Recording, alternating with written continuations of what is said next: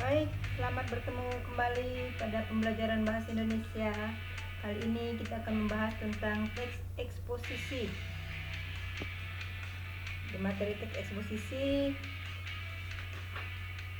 Anda akan sama-sama bersama saya untuk melihat bagaimana cara menginterpretasikan teks eksposisi, kemudian mengembangkan teks eksposisi. Kita akan menelaah struktur dan kebahasaan dalam teks eksposisi, dan terakhir kita akan memahami bagaimana cara untuk menyusun sebuah teks eksposisi tersebut. Saya Ainur Rasidana Nasution akan memulai pembelajaran kita hari ini. Silakan mencermati dan mengikuti materi kita pada hari ini. Nah, teks eksposisi adalah jenis karangan ilmiah yang ditulis berdasarkan hasil observasi atau penelitian yang ditulis secara objektif dan berdasarkan fakta. Eksposisi sendiri artinya adalah sebuah paparan, ya, sebuah paparan. Nah, karena paparan ini adalah paparan yang sifatnya objektif dan berdasarkan fakta, maka dalam sebuah eksposisi itu diperlukan adanya yang namanya argumen. Anda mungkin pernah melakukan ataupun mendengar teman Anda memberikan pendapat atau mengungkapkan pandangan tentang sesuatu pada saat kamu berdiskusi. Misalnya kamu berdiskusi tentang pembelajaran di sekolah, tentang pelajaran bahasa Indonesia, dan ada teman kamu yang memberikan pendapatnya tentang pelajaran tersebut. Nah, apabila pendapat itu dituliskan, nah pendapat yang diberikan teman kamu tadi itu adanya dituliskan dalam bentuk sebuah teks yang disebut dengan teks eksposisi, ya. Jadi pendapat itu karena bersifat objektif dan berdasarkan fakta bisa dimasukkan ke dalam sebuah teks yang kita sebut dengan teks eksposisi. Nah, kemudian dari hasil pemahaman pengertian teks eksposisi tadi, maka dapat disimpulkan bahwa karangan eksposisi adalah karangan yang berusaha menjelaskan satu pokok pikiran yang dapat memperluas pandangan seseorang pembaca karangan tersebut sehingga ia dapat memahami apa yang dipaparkan dalam karangan tadi, apa yang ingin disampaikan, pendapat apa yang ingin disampaikan pada saat ia memberikan pendapat atau memberikan pandangan kepada pembaca ataupun kepada lawan bicara. Ciri-ciri teks eksposisi yang pertama bersifat ilmiah. Bahasan dalam sebuah teks eksposisi adalah bahasan yang sifatnya ilmiah. Karena teks eksposisi ini dia mengekspos sesuatu yang bersifat nyata dan berdasarkan data atau fakta. Yang kedua bersifat objektif. Sebuah teks eksposisi dipandang dari objeknya bukan berdasarkan subjek, ya. Jadi untuk memandang sebuah objek kita memerlukan pendapat yang sifatnya bersifat ilmiah, ya, pendapat yang sifatnya yang didukung oleh fakta-fakta. Seperti ciri yang ketiga, menggunakan data dan fakta sebagai pembuktian. Kita ya memahami bahwa apa yang disampaikan tersebut sifatnya objektif apabila didukung oleh data dan fakta tersebut. Nah, sebagai bukti bahwa apa yang disampaikan sifatnya ilmiah atau benar. Yang keempat, sebuah karangan eksposisi itu diawali dengan pernyataan. Jadi artinya ada hal yang ingin disampaikan, ada objek yang ingin disampaikan. Nah, itulah yang dikatakan dengan pernyataan. Yang kelima, sebuah eksposisi bersumber dari kenyataan dalam kehidupan. Jadi dari kata fakta, data, dan ilmiah tadi, eksposisi ini digali dari sumber kenyataan dalam kehidupan. Dan sesuai dengan sifatnya yang objektif dan ilmiah, ciri keenam eksposisi, kebenarannya dapat dibuktikan secara ilmiah.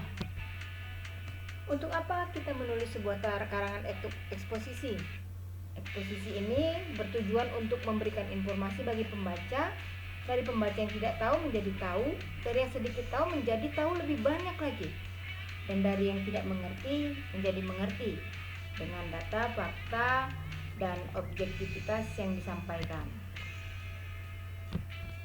Nah, eksposisi adalah sebuah teks dan setiap teks itu memiliki struktur.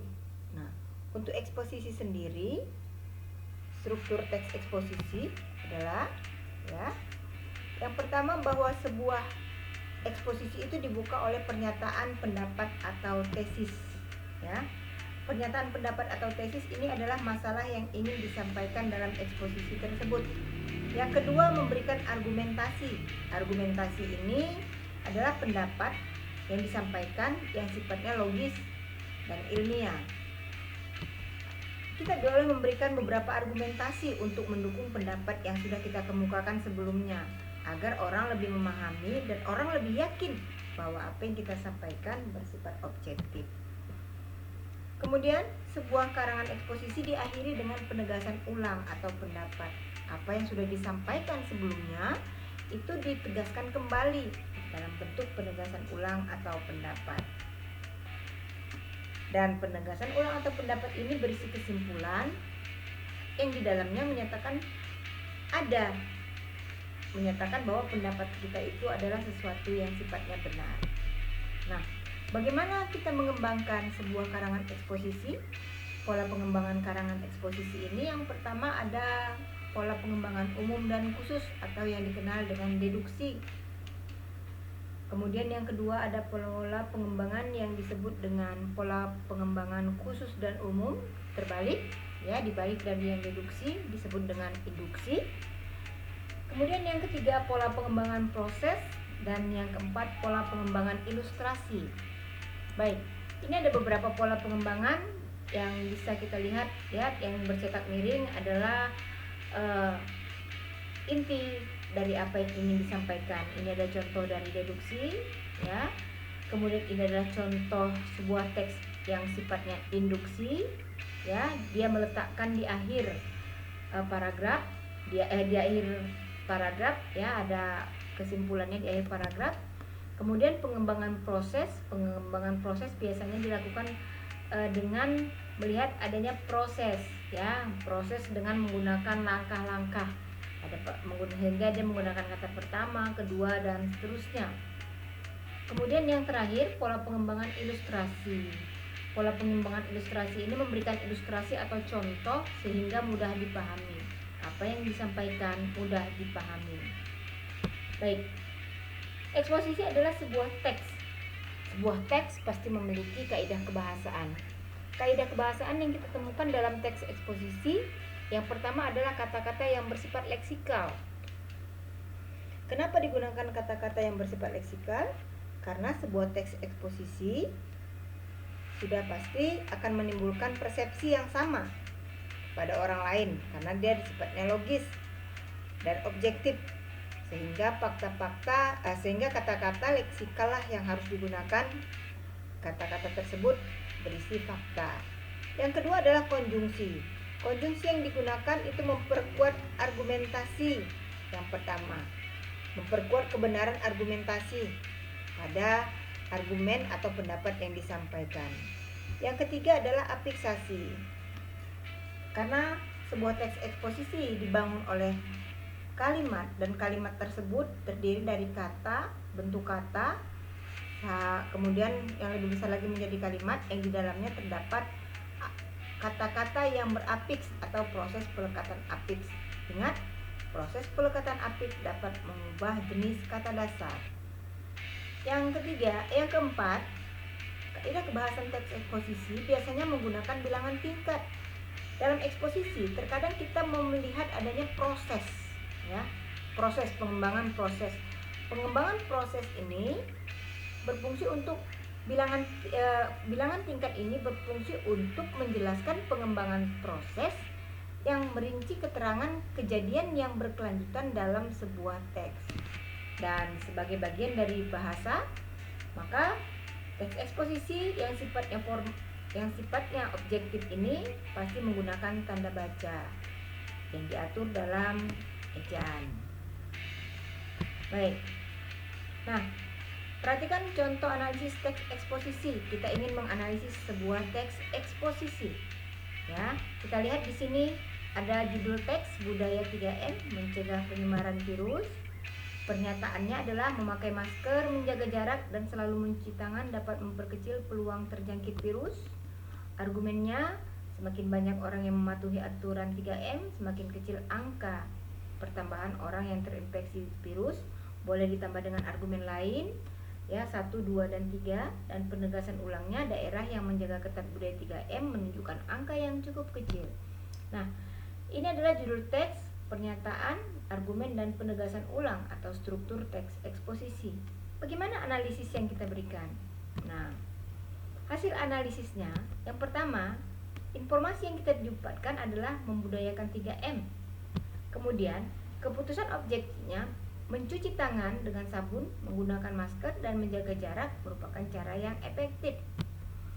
Bukti-bukti konkretnya kita jumpai pada argumen bahwa virus corona akan mati bila terkena air dan sabun, masker membatasi virus melalui mulut dan hidung, serta menjaga jarak memperkecil peluang penyebaran virus. Nah, pembahasan logisnya, budaya 3M sangat efektif dalam menekan angka pertumbuhan orang yang terinfeksi virus corona di satu negara. Nah, tulisan ini bisa dikategorikan sebagai tulisan eksposisi karena dia memberikan informasi kepada kita tentang satu masalah yang bersifat umum dan yang disampaikan adalah sesuatu yang sifatnya objektif. Oke, terima kasih atas pertemuan kita hari ini. Sampai jumpa di materi yang lainnya. Salam sehat dan tetap semangat. Dadah.